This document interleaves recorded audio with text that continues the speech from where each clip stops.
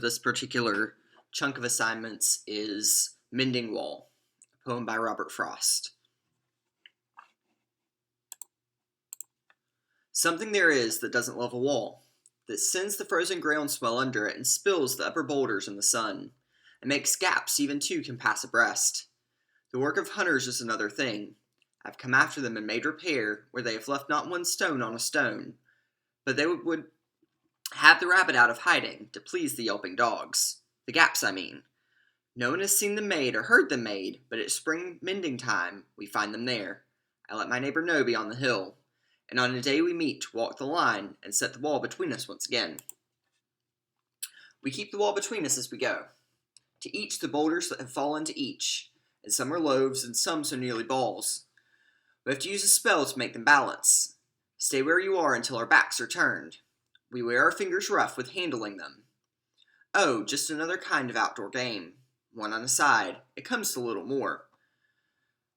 There, where it is, we do not need the wall. He is all pine, and I am apple orchard. My apple trees will never get across and eat the cones under his pines, I tell him. He only says, good fences make good neighbors. Spring is the mischief in me, and I wonder if I could put a notion in his head. Why do they make good neighbors? Isn't it where there are cows? Here there are no cows. Before I built a wall, I'd ask to know when I was walling in or walling out, and to whom I was like to give offense. Something there is that doesn't love a wall, that wants it down. I could say elves to him, but it's not elves exactly, and I'd rather he said it for himself. I see him there bringing a stone grasped firmly by the top in each hand, like an old stone savage armed. He moves in the darkness, as it seems to me. Not of woods only, in the shade of trees. He will not go behind his father's saying, and he likes having thought of it so well. He says again, good fences make good neighbors. Alright, so the first important thing that we need to look at with this poem is perspective. How does the author think, or rather the narrator, think about the topic that he's discussing? Right? He's talking about this wall. Every year, pieces of the wall fall down, the rocks fall out of it, and he and his neighbor have to set a day to go and walk the wall and put all the rocks back in it so that their properties stay divided the way they're supposed to, right? So it's springtime, and he sets the date to go meet his neighbor and fix the wall. And at the beginning, he thinks one way about it.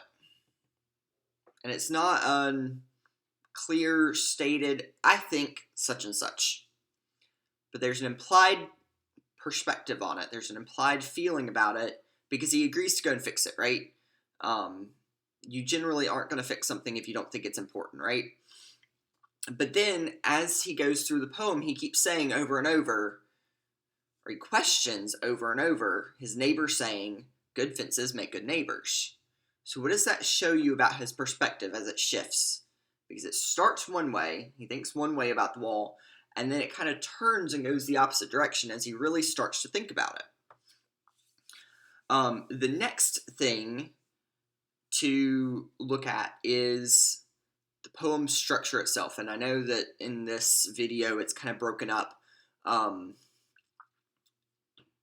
It's not really, though. If you look at it on paper, it should be one long continuing stanza. So how does that shape reflect on the meaning of the poem? Because by the end of it, he's questioning the wall, right? So if he questions the wall, why do you think the poem is structured in a way that doesn't have stanzas? They go together somehow. The next thing that you've really got to think about to answer any questions about it, to really understand this poem, is to think about what walls represent. If I build a house, and I'm on the inside, and everybody else is on the outside, what do the walls of my house do? Walls are symbolic of something, and it's very, very significant.